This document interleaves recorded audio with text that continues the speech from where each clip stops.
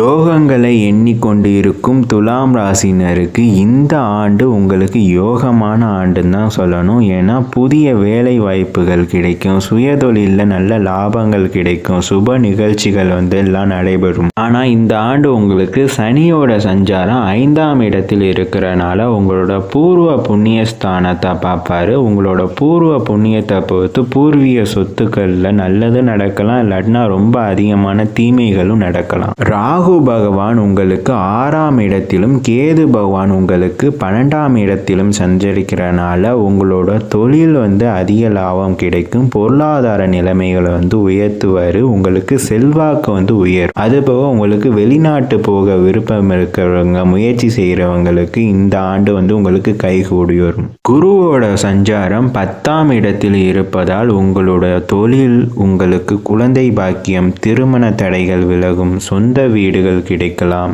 இதெல்லாமே குரு பகவான் இந்த ஆண்டு உங்களுக்கு வழங்குவார். இந்த ஆண்டு உங்களுக்கு அற்புதமாக தான் இருக்கு. மேலும் நன்மையை பெறுவதற்காக நரசிம்மரை வழிபட்டு வந்தால் மேலும் நன்மை பெறலாம்.